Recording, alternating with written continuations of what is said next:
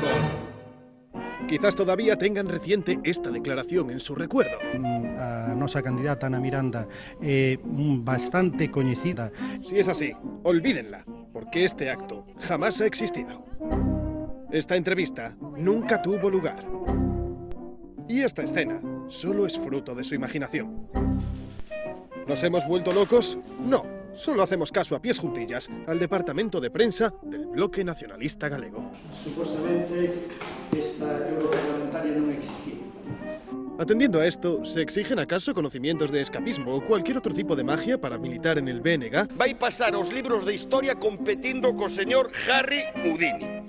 Si atendemos a los armoniosos e hipnóticos movimientos del dedo acusador de Francisco Jorquera, podría parecer que sí. Non se tome a vostede mismo por tonto, porque estaría admitindo que é tonto, señor Feijóo. Pero la respuesta es no. Es simplemente que el BNG vuelve a tirar de retranca, una técnica que dominan y que han utilizado esta vez para denunciar lo que consideran un reparto injusto de los espacios electorales en los medios públicos. Y decíamos que no es la primera vez que los nacionalistas tiran de retranca.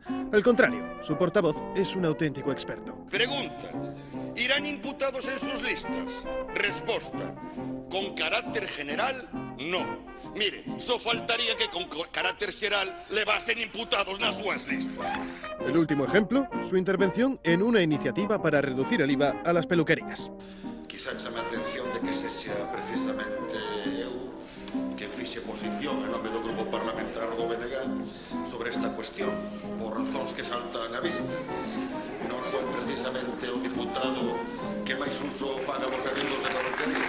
¿Cómo sería entonces el Francisco Jorquera más apropiado para hablar de peluquerías? Solo de pensarlo, nos entran escalofríos. Cal é a estrategia do Partido Popular? Provocar. Cal é a estrategia do Partido Popular? Provocar. Cal é a estrategia do Partido Popular? Provocar. Más allá de las bromas o... Brincadeiras aparte. Nos alegra que se tire de retranca en el debate parlamentario. Es algo muy nuestro que esperemos siga pasando de generación en generación. Siempre y cuando, claro, no se cumplan los castos pronósticos del portavoz nacionalista. Que os galegos e as galegas non nos gusta practicar sexo.